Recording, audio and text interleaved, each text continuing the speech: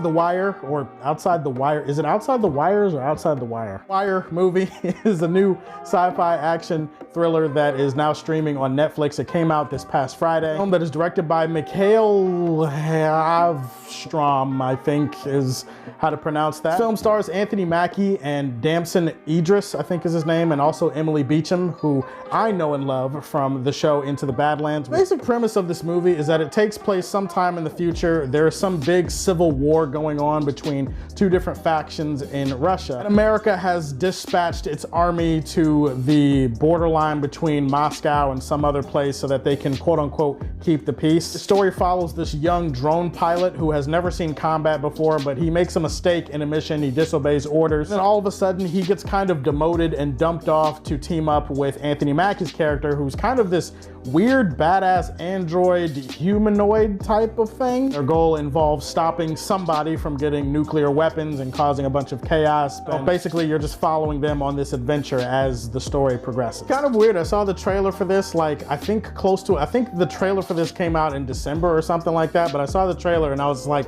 I might skip that. Just one of those trailers that screamed generic, straight to Redbox type of action movie. I think there was also another sci-fi or superpower movie that came out last year that had Stephen Amell and his brother in it. Surprisingly, that movie actually didn't turn out to be that bad, but I saw the trailer for this one and I said, okay, we'll see. Performances across the board are pretty solid. Anthony Mackie being the standout, which I don't usually say in Anthony Mackie movies. So like there's this misconception that I hate Anthony Mackie or something, which isn't the truth. I don't hate Anthony Mackie. I've actually enjoyed some of the movies that he's been in. I've just never been overly impressed or blown away by Anthony Mackie. It's not to say he has to be great or that he's awful. He's just kind of in the middle for me, and as a result, I'm not the biggest fan. But for some reason, when I say that, people are like, how dare you? You don't like Falcon? Bro, I love Clarence from 8 Mile, and 8 Mile is one of my favorite movies. Come on, I'm getting a bad rap for all of this. The point is, Anthony Mackie was pretty solid in this movie, not just with his delivery and his lines and his charisma, which was very much needed to a movie like this. But he also did a pretty good job with the stunt work. He does do some of his own stunts, and he was surprisingly good in some of the action scenes. Samson Idris, he plays kind of the young fish out of water agent, and honestly, the vibe for the first half of this movie, it felt like Training Day,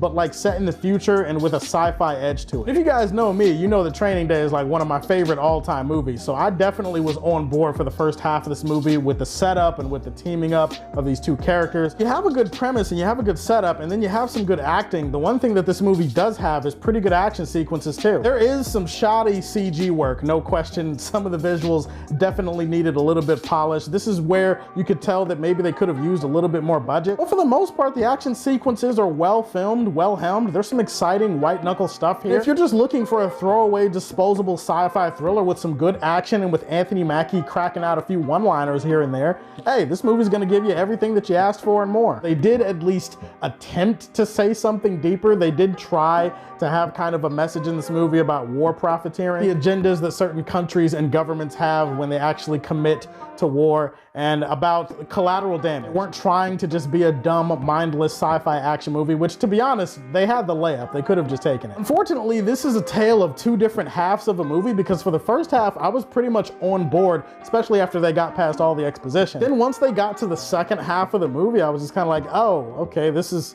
what it turned into.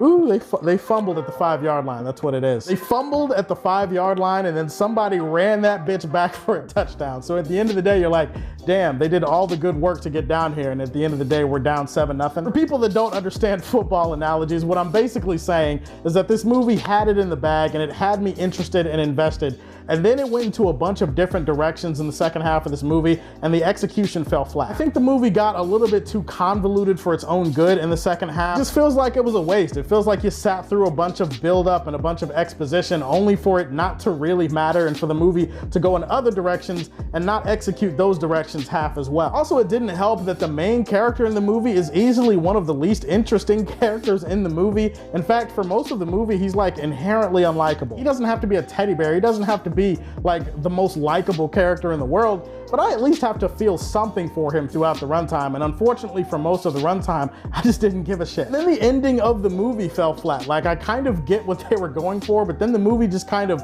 abruptly ends, and a lot of the deep stuff that they were trying to bang you over the head with before, at the end of the movie, it just feels kind of unimportant, and it feels like they cut a lot of extra stuff out that could have fleshed the story more. Outside the Wire was a decent little sci-fi action thriller that I don't really care about one way or the other. I'm gonna put this one in the Fortress of Solitude. I don't have any strong feelings about this movie in any case, but hey, if you're bored and you're looking for something to watch and you don't have anything else to watch, sure, pop it on. I mean, you could do worse. I don't know if I've asked this before, but what is your favorite Anthony Mackie movie? And if you don't have a favorite Anthony Mackie movie, tell me what your least favorite Anthony Mackie movie is. Let's do a little bit of violence at the end of the video. Please like and subscribe to the Superfan Show, and as always, if you like what you see, tell me how you feel and stay tuned to hear more from the Man of Steel. Peace.